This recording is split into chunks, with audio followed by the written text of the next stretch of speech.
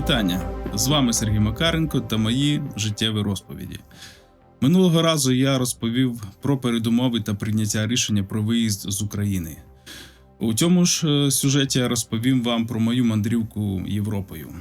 Відчай у Кракові, чому Словенія все ж таки стала для мене транзитною країною, і мій приїзд до країни, в якій я прожив 1,5 року. Отже, придбавши квиток на Фліксбас до Любляни, я мав час трохи походити Перемишлем. Спочатку пройшовся залізничним вокзалом, який справив на мене враження якогось напівсовкового райцентрівського. Все було сіре, брудне і якесь наче облуплене. Користуючись мапою на телефоні, я рушив до центру міста та до замку з парком. Старе місто мене приємно здивувало чистотою та старовинною архітектурою. Архітектурні пам'ятки були дбайливо збережено та відреставровано. Старе місто нагадало Львів. Схожі будинки, розташування вулиць, бруківка. Біля замку в парку була нагода трохи поспілкуватися з місцевим поляком середніх років, який сприймав із розумінням ситуацію в Україні та дуже нецензурно висловлювався про росіян. Походивши центром міста, я повернувся знову до вокзалу і по дорозі зайшов у місцевий супермаркет, де придбав декілька пакетів їжі швидкого приготування. Там знову ж зіштовхнувся з показовою неприязню до українців. На вокзалі я вирішив пообідати в невеликій забігалівці. Працівниця була стримано вічлива, і їжа була пристойна, з нормальним цінником. Це теж мене приємно порадувало. Потім, чекаючи на свій автобус, я розговорився з юнаком, який їхав навпроти мене в потязі з Києва. Але там ми не спілкувалися. Виявилося, що він їде в тому ж автобусі, що й я, але прямує до Берліна, де мешкає його сестра. Я від щирого серця порадів, що йому є до кого їхати, бо сам їхав в невідомість. Коли прибув наш автобус, то він виявився двоярусним. І наші місця були в різних частинах автобуса, тож по дорозі ми вже не спілкувалися. Під час поїздки до Кракова я споглядав Польщу з вікна і був вражений різницею стану доріг, інфраструктури та розташування будинків у містах та селах. Найперше, що впадало в око, це те, що все було створене для зручності людей, а не навпаки. Це відчуття різниці з Україною мене відвідуватиме не раз під час мого шляху і перебування в Європі. На під'їзді до Кракова почалася сильна злива, і місто мене зустріло дощем. Приїхавши на вокзал у Кракові, я вийшов з автобуса і почав міркувати, як провести час до наступного автобуса, яким я мав дістатися Любляни. На жаль, я не звернув уваги на одну деталь у розташуванні платформи, яка згодом зіграла зі мною злий жарт і змусила мене впасти у відчай, а все завдяки моїй неуважності. Отже, залишивши автобус, я подумав, що було б непогано повечеряти, і нічого кращого на думку мені не спало, як знайти місцевий KFC, з'їсти курки та порівняти смак з київськими закладами. На мапі я знайшов найближчий, не поспішаючи під затихлим, але все одно дощем, пішов вечеряти. Відразу скажу, той KFC, який я відвідав у Кракові недалеко від вокзалу, це просто жахлива брудна забігалівка з неякісним сервісом. Смак страви практично нічим не відрізнявся від київського варіанту фастфуду, але металеві стільці та столики в залі – це, звісно, якийсь жлобський несмак. І бруд. І багато сміття і бруду. Повечерявши таким чином, я рушив назад до вокзалу, споглядаючи у вечірньому дощовому освітленні старовинну архітектуру. По дорозі мені трапився архітектурний ансамбль театру. Йдучи тротуаром, я помітив невеликий магазин, який називався, здається, «Жабка», і вирішив купити якогось йогурту. І знову ж таки, зіткнувся зі зверхнім і хамським ставленням персоналу в цьому магазині. Молода дівчина, коли зрозуміла, що я українець, перемінилась в обличчі, досить показово, по-хамськи провела процедуру розрахунку. Хоча, на вигляд, вона була точно не полячка за походженням. Скоріш за все, її батьки приїхали з південних країн і асимілювалися в Польщі. Це мене вже почало дещо смішити, бо ось у таких випадках я побачив ставлення понаїхавших у другому поколінні до понаїхавших українців. Скоріш за все, таке ставлення продиктоване з одного боку конкуренцією, яку створили українці при масовій міграції, і, на жаль, окремими персонами, які приїхали з України і поводяться як бидло. Придбавши пляшку йогурту, я попрямував до вокзалу. Прийшов на автобусну платформу і почав чекати свій автобус. Підходить час приїзду мого автобуса. Його немає фізично. Хоча в додатку локатор показує, що він вже під'їжджає. Чекаю. Вже сплив час. І він мав бути на місці, на платформі, але автобуса фізично не бачу. Починаю хвилюватися і шукаю, у кого можна запитати. Бачу, стоїть приміщення диспетчерської. Підходжу і ламаною англійською пояснюю, що чекаю автобус Flixbus. Але його немає. За вікном поляк-диспетчер. Розуміючи, що я українець, знову ж таки демонстративно закриває жалюзі зі словами, що буцімто в нього закінчила зміна, він нічого не знає. Локатор показує, що мій автобус уже від'їхав від платформи. Я у відчаї. Підходжу до водія найближчого автобусу, намагаюся йому пояснити ситуацію. Водій виявився доброзичливим і пояснив мені, що платформи Flixbus знаходяться на верхньому ярусі вокзалу. Я був дуже вдячний йому за допомогу, але зрозумів, що мій автобус уже поїхав, без мене. Відчай охопив мене. Свій бюджет я розраховував дуже прискіпливо, і повторна купівля квитка вже з Кракова до Любляни досить сильно його скорочувала. Але, на щастя, вже після перетину кордону я отримав сповіщення від компанії, яка опікується авторськими правами, що мені протягом доби мають надійти квартальні роялті за мої твори. Сума була не така вже й велика, близько $115 за півроку зборів. Але це суттєво мені допомогло в цій ситуації. Я згадав про це і перевірив надходження. Яке щастя, що гроші вже були в мене на рахунку, і я придбав квиток на наступний автобус. Але рейс вже мав бути о 10 ранку. І я почав шукати місце, де можна було перечекати ніч і трохи подрімати в теплі. Відразу зазначу, що я написав підтримку Flixbus про цю ситуацію, але отримав відповідь, що вони не повернуться, не компенсують мені кошти, оскільки я з власної вини запізнився на рейс. Звісно, вони були цілком праві, це була моя відповідальність і неуважність. Тож порада. У дорозі, особливо коли є пересадки, будьте дуже уважні щодо місця посадки. Настрій у мене був не дуже, хоча і втішала думка, що зранку я все ж таки виберусь з цього дощового і такого, що став мені неприємним Кракова. У центральному холі вокзалу я почав шукати собі місце для ночівлі. Можливо, я погано шукав, або нормальної зали для транзитних пасажирів там у принципі не було. Були лише якісь пластикові сидушки-нари синього кольору, на яких сидіти і лежати було не дуже зручно. Таких, як я, транзитників у залі було достатньо, і вони ютилися на цих лежаках. Дуже добре, що вокзал на ніч не зачинявся і нікого не виганяли, на відміну від деяких вокзалів інших міст європейських країн. Так-сяк, перечекавши ніч і надивившись на різношерстну інтернаціональну публіку та місцевих божевільних, які час від часу шастали вокзалом, голосно пристаючи до інших людей, і яких охорона вокзалу періодично виставляла на вулицю, я пішов на місце посадки мого автобуса.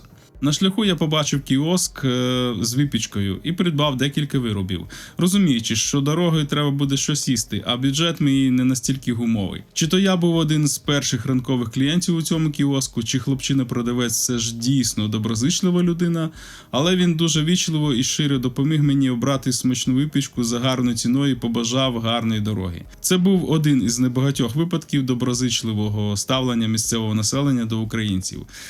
А сівши в автобус і залишаючи позаду Краків, я для себе зрозумів, що не хотів би жити в Польщі. А далі була досить довга, але цікава дорога до Любляни, про що я вам розповім далі. Маршрут автобуса пролягав через Словаччину, Угорщину та Австрію. Було цікаво спостерігати при зміні країн якість доріг, облаштування будинків, архітектуру і з них суб'єктивно оцінювати приблизно якість життя мешканців. Перетнувши кордон зі Словаччиною, я не помітив великої різниці з Польщею. Дороги якісні, архітектура будинків різноманітна і приваблива. Коли їхали територією Словаччини, то мене дуже захопили гори Татри. Дуже величні й красиві. Оскільки я люблю гірські місцевості за їх мальовничість та краєвиди, які відкриваються з їх вершин, то ця частина дороги для мене була естетичною насолодою. Тим більше погода була чудова, сонячна, з невеликими хмаринками. Осінь у Татрах була якраз у самому розпалі, тому вигляд гір був особливо чарівним. Проїхавши Словаччину, автобус потрапив на територію Угорщини. І тут для себе я відмітив погіршення якості траси і значно бідніші будинки в селах, які ми проїжджали. Я ще сам собі зауважив. А чи це не моя підсвідомість грає зі мною, знаючи, який політичний режим зараз в Угорщині, і я підсвідомо погіршую сприйняття навколишнього? Але вдивляючись у деталі, все ж для себе зазначив, що різниця в гіршу сторону в Угорщині є в порівнянні з Польщею та Словаччиною. Ми прямували до Будапешта, і тому мені було дуже цікаво подивитися це місто хоча б з автобуса. Заїхавши в Будапешт, я відзначив для себе, що місто чомусь нагадує совок. Архітектура, сірість стін та індустріальні будівлі свідчили про це. У Будапешті автобус робив 2 зупинки. Спочатку з одного берега Дунаю, потім з іншого. Біля центру міста і його старої частини маршрут не проходив, тому я бачив славнозвісну Будапештську набережну здалеку, коли переїжджали Дунай.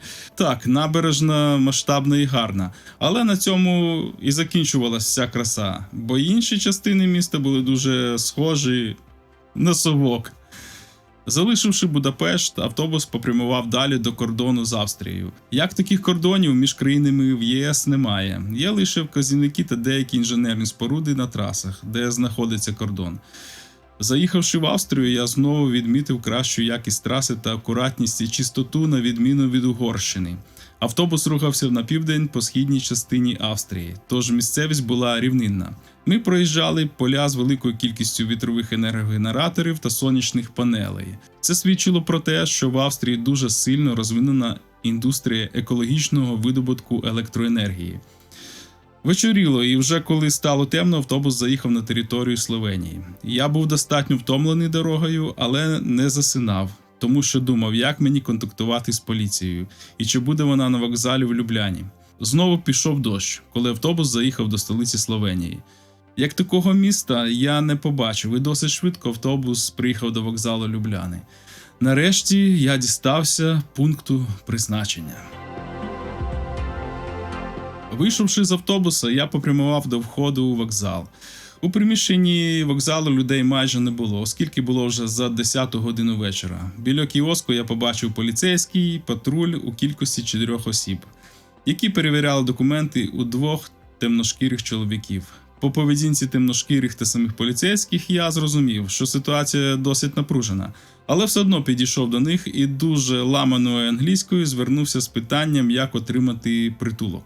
Коли я сказав, що з України, полісмен попросив мій закордонний паспорт. Вивчивши зміст паспорту, він зв'язався з іншим патрулем, який, прибувши до вокзалу, відвіз мене в поліцейський відділок для первинного оформлення. Ставлення було чемним та дружним. Запропонували чай або каву та печиво. Опитавши мене і отримавши більш детальну інформацію, мені повідомили, що відвезуть мене в табір для біженців у містечку Логотець. Я навіть не уявляв, що очікує мене в тому таборі.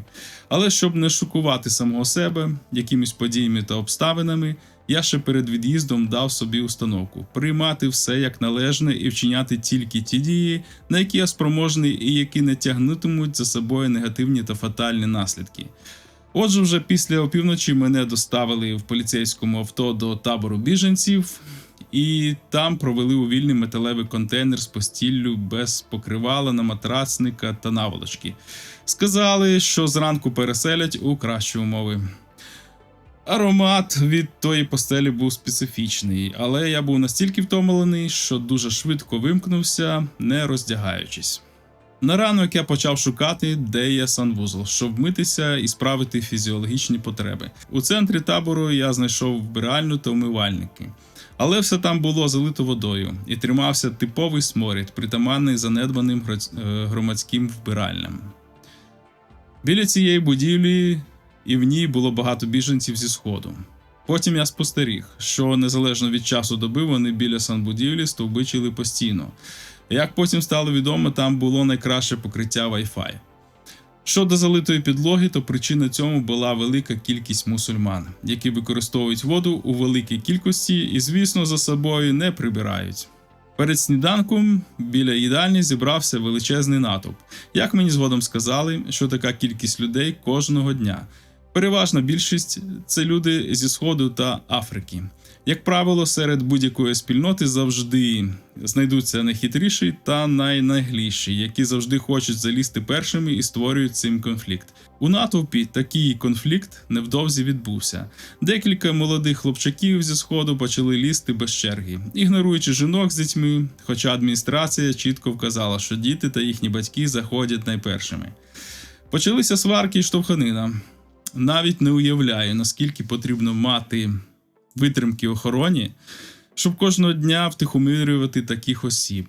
Звісно, охорона з ними не церемонилась, бо вже мала багатий досвід спілкування з подібними персонажами і досить жорстко поставила їх на місце. В їдальні я побачив, як люди мало не б'ються за їжу, хоча самої їжі вистачало. Після сніданку мене перевели в інший контейнер, який знаходився дещо окремо від основних, біля огорожі з лісом. У ньому мешкало два українця. Один зі східної частини України, молодий хлопчина, а інший з Закарпаття, приблизно мого віку. Познайомившись, вони мене ввели в курс справ та розповіли, що і як відбувається в цьому таборі. З їхніх слів, і вони виявилися цілком правдивими, цей табір є перевалочним, з якого розподіляють по інших містечках і селищах Словенії. Надовго в ньому залишаються політичні біженці і ті, у кого не все чисто з документами.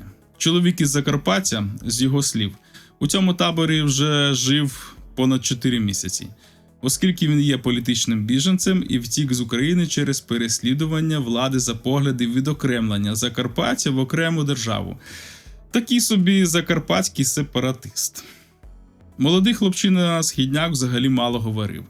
І він теж у таборі жив досить тривалий час через втрату закордонного паспорта. Закарпатець був любителем потеревенити на політичні та економічні теми. Знову ж таки, з його слів, він об'їздив раніше практично всю Європу і розказував, як і де краще жити і куди краще податися, шукати притулок. Від Словенії він був не в захваті і розповідав, що соціальні працівники крадуть гроші, які мають виплачувати біженцям, і всіляко махлюють. Єдине, що його змушувало залишатися в цій країні, те, що він подався на політичний притулок і вже здав біометрію, тому шансів їхати в іншу країну в нього немає. І навіть у Словенії з політичним притулком жити краще, ніж просто під захистом. Це з його слів. Я досить скептично ставився до його слів, але перевіряв сказане ним. І за його словами, поки найкращі умови для тимчасового перебування українців на той момент пропонували такі країни, як Німеччина, Данія, Ірландія, Нідерланди, Австрія, Норвегія і Швейцарія. Як я для себе зрозумів, спілкуючись з цим чоловіком, його гасло по життю – це брати собі більше, витрачаючи якомога менше, тобто шара халява. Так чи інакше, після перебування декілька днів у цьому таборі, де практично неможливо навіть прийняти душ і поголитися, плюс зібравши ще більше інформації про Словенію і зрозумівши, що перспективи для інтеграції в ній не дуже прийнятні для мене, я вирішив покинути цю країну і шукати притулку в іншій, більш розвиненій економічно і соціально. Тим часом мене сповістили, що наступного дня я маю пройти біометричну реєстрацію, і мене та ще декількох людей з України переселять у табір невеличкого містечка Постойна. Як мене знову-таки проінформував балакучий сусід з контейнеру, поки я не здав біометрію, я вільна людина і можу їхати куди хочу і просити захист в іншій країні, оскільки я не отримав ще цей статус у Словенії. Зважаючи на своє фінансове становище та ризики, вибір у мене був невеликий серед країн. Італія, Чехія, Польща, Угорщина та ряд балканських країн відпадали. Залишилися Німеччина, Австрія та Швейцарія. Ті, які були відносно недалеко від мого поточного місця перебування.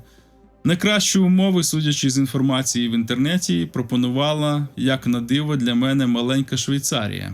Плюс її північна частина була німецькомовна. Я прийняв рішення їхати до Швейцарії. Оскільки фінансів для легального проїзду транспортом у мене було обмаль, то я проклав свій маршрут таким чином, щоб якомога більшу частину шляху подолати зайцем. Який то був шлях, з якими труднощами та як мені щастило на шляху до Швейцарії, я розповім вам у наступній частині. Отже, у цьому відео я розповів вам про мою мандрівку Європою, відчай у Кракові та пояснив, чому Словенія стала лише транзитною країною. А в наступній частині на вас чекає розповідь про мій шлях до Швейцарії, про те, як мені довелося подолати його зайцем та з якими труднощами і неймовірними збігами обставин я зіткнувся. Тож, незабаром буде. А ви, щоб не пропустити наступну мою розповідь, можете підписатися на мій канал та натиснути дзвіночок для нагадування. До зустрічі в наступній розповіді.